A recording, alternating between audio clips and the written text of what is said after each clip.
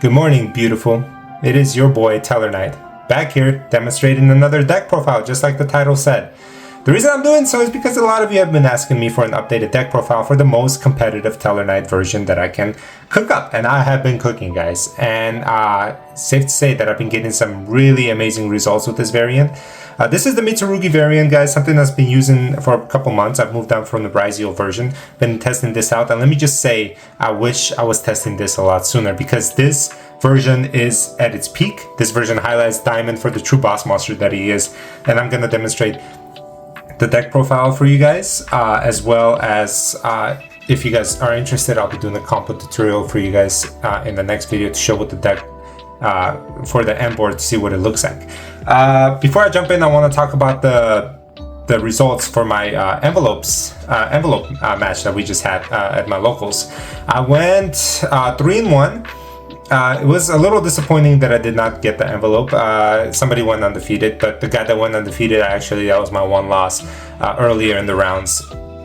I ended up beating. My first match was against Ryzeal K9. I 2-0'd that deck. My second match was against the Ryzeal K9 again. I lost 1-2 in the finals because he ended up having anti-spell fragrance, and that just completely killed my deck. I didn't have an out for it, unfortunately, so that's something I need to look out for in the future. Match number 3 was against Super Quantum Fiendsmith, so that was 2-0 against that, and then match 4 was against Yummies. Took care of that as well, 2-0. So all in all, the deck is amazing, plays very well into this format. So I'm hoping that Mitsurugi does not get hit at all. And yeah, so what you're about to see is not like a Tellarknight heavy version. So if you guys are looking for that, I'm sorry, this is not going to be it.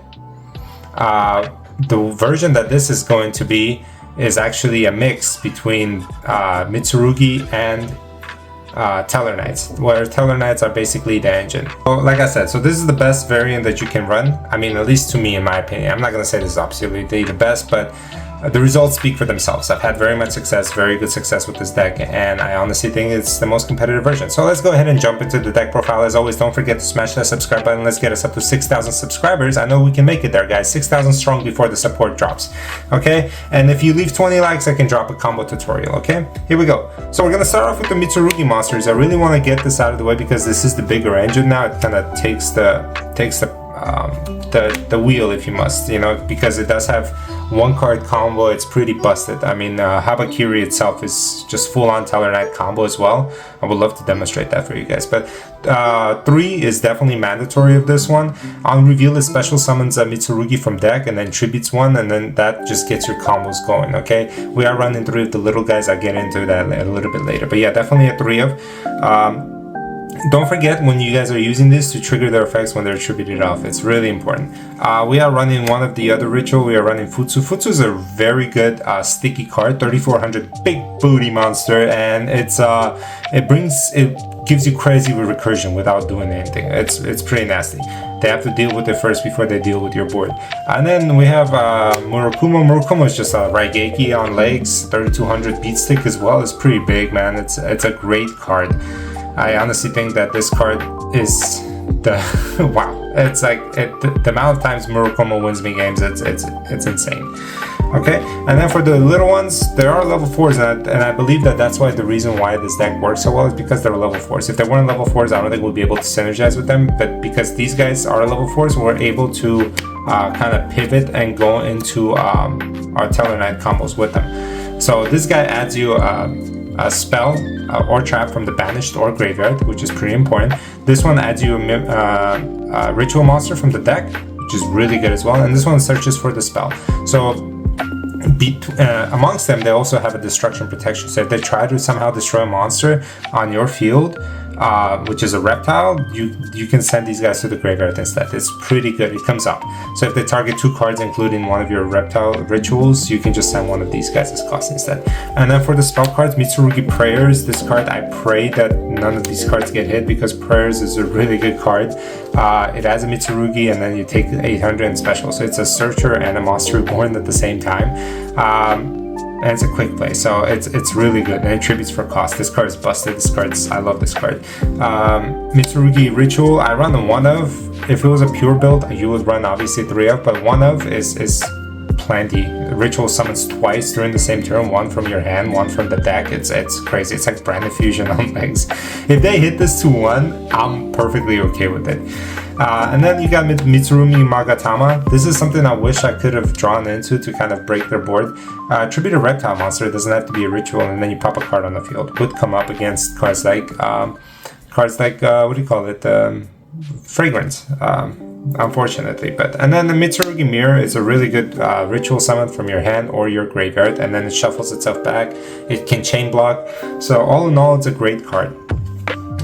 Mitsurugi Purification, I main it. Some people cite it. I like to main it. I don't mind drawing into it because you have so many ways to get to a ritual monster. You're gonna have an Omni Negate on board, and then it recycles itself. It recycles special summons a Mitsurugi by banishing itself. So it's a great interruption as well. And then to help us kind of extend, we are running triple pre-preparation of rights, just Pot of Greed on legs. It's kind of dead if you have a mirror in hand, but there's ways to like shuffle it back. I don't think it ever came up that I needed. If you have mirror in hand, you're already comboing anyway. So that's it for the Mitsurugi part of it. Got these bad boys in a QCR upgrade because of how beautiful it is and how cheap it is. You know, I'm not the one to buy cards at its peak outside of Tellarknight cards, but these were worth it. We're gonna jump into the Tellarknight portion of it, guys, and it's just an engine that will get you into your diamond and battle mess. Basically, you have the one to dump and the one to search. That's all you need. Regretfully, I mean, the combo is self-explanatory, guys. That it sucks, right? You're forced to use. I get it. You're forced to use like 4 cards only, and yeah, you can run more of these guys if you want. But the truth of the matter is, they're not 1-card starters, and it's really hard to combo off with them when they require your normal summon and you have nothing else. Your Mitsurugis carry your special summons, so you only need one of these guys to hit the field to put up diamond, and that's all of the goal of this engine. It's just like with the previous version of the Ryzeal version that I had, which is very successful as well. It was different Tellarknight. I think it was almost the same Tellarknight cards, which tells you that these guys are the ones that matter the most. That kind of got you into your Deltaros loop, okay? So yeah, unfortunately for right now, until the support comes out, these 4 are the ones that are kind of mandatory for the Tellarknight deck to function. And that goes for the Deltaros line if you want to do that as well. And then for extenders, we have 1 Pot of Prosperity to search and then 1 Sept Tachyon. Pot of Prosperity because we actually have a lot of extra deck space. For the first time, I'm kind of like scratching my head. I'm like, what other cards can I add into the deck that kind of give the deck a little bit more push? I have so much room. Pot of Prosperity is one of them, and then Sept Tachyon. The reason there is 1 of them now, I don't need 3 of anymore because I can just search it off of the Dragluxicon, which is what, spoiler alert, which is what we can make with this deck. Okay, so we're gonna jump into the hand traps. The reason why the deck is successful because the main is so small, the package, so you can afford to run up to 15 or 16 hand traps is what I'm running right now, which is what you need to compete against this meta. And I'll go over each hand traps and how they do well against these Justice Hunter decks. Ash Blossom. Obviously, Ash Blossom is against, some people are down on this card, I don't know why. Ash Blossom is good against Charmies, it's good against Obedience School, it's good against freaking the Draco Tail Fusion, and then for, what else? For the VS Canine, it's just good overall against them. You can stop Rock if you want, you can just hit the spell card if you want. It's not that, you can stop her from, what's her name? Izuna from sending from deck to grave. So I mean, Ash Blossom has implications otherwise. Fualos is great against almost every single deck that's out there still playable at 3. I'm not gonna change it. Peruli I decided to main only because I didn't have any other hand traps to put in. My deck space is very consistent. This is very consistent deck, 40 cards by the way.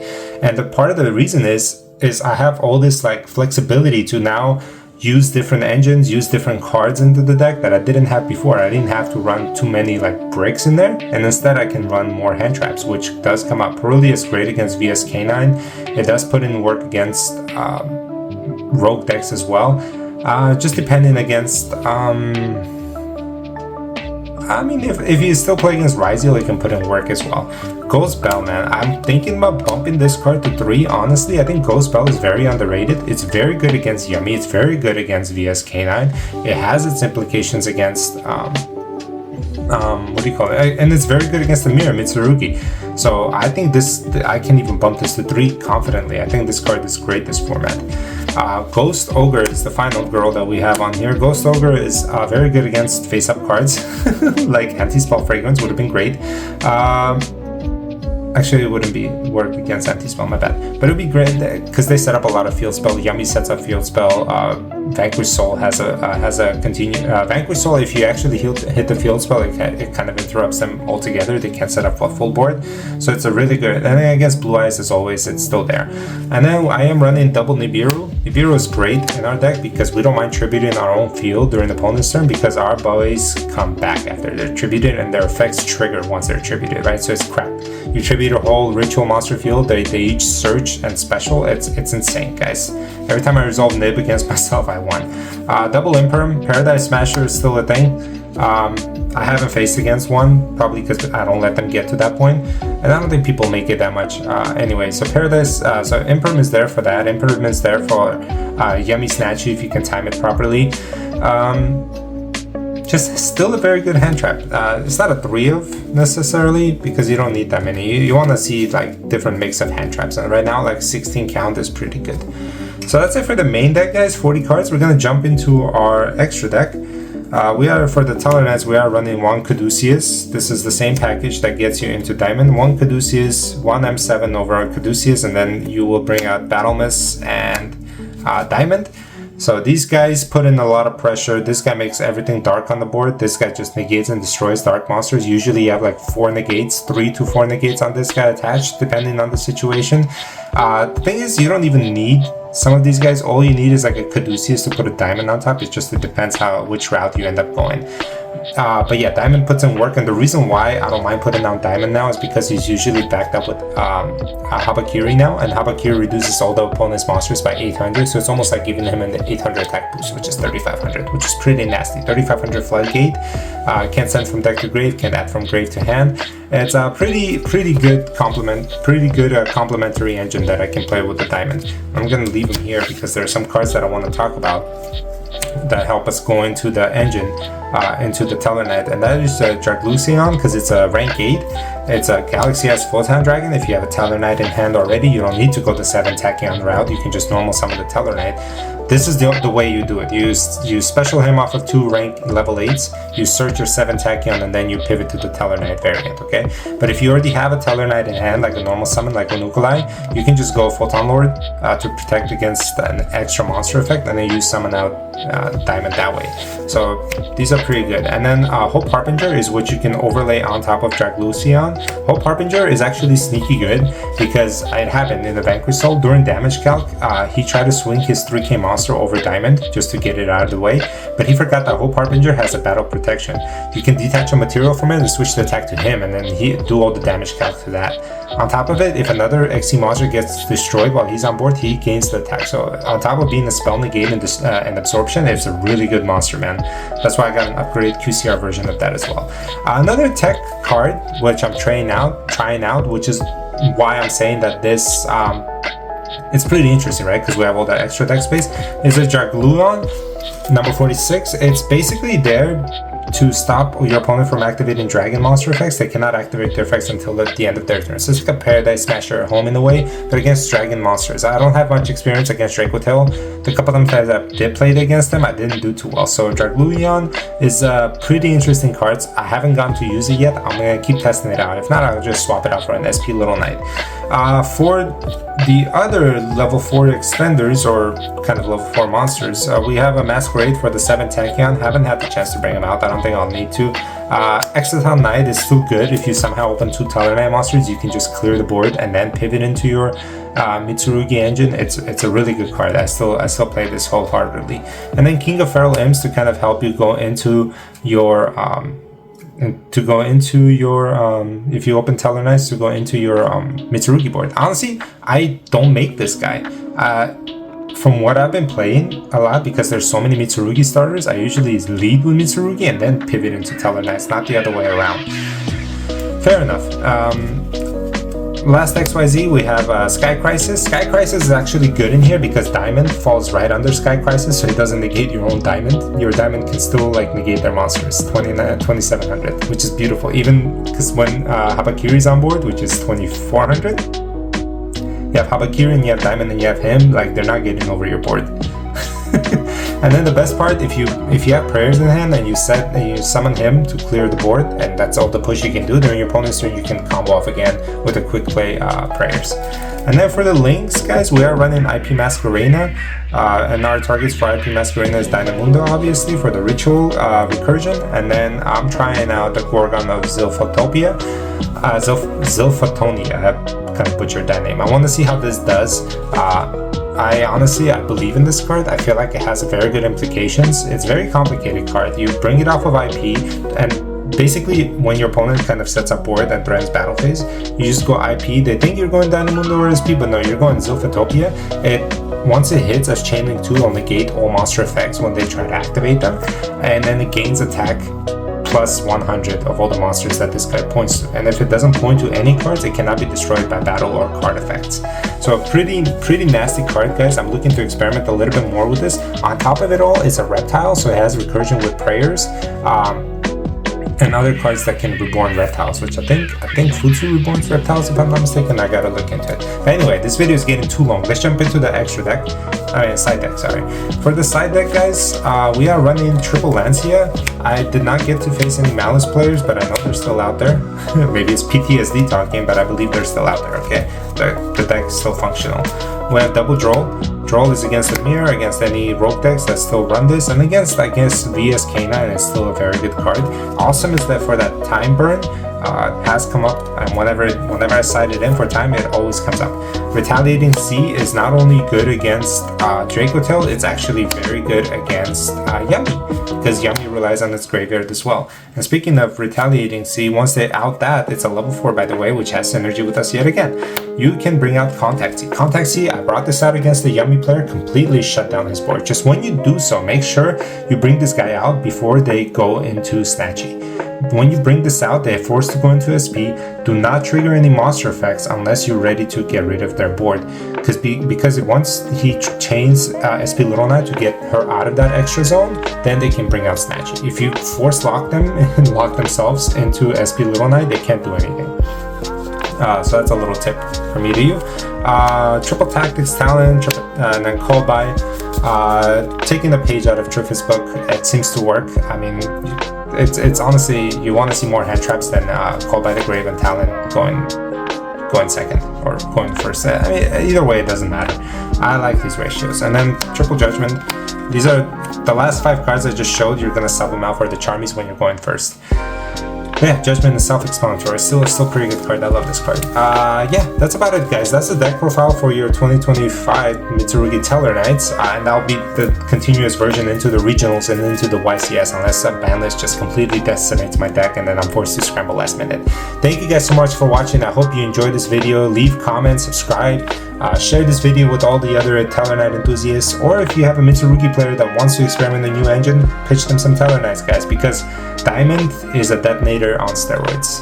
Okay? Thank you guys so much for watching. Your boy Tellarknight is out.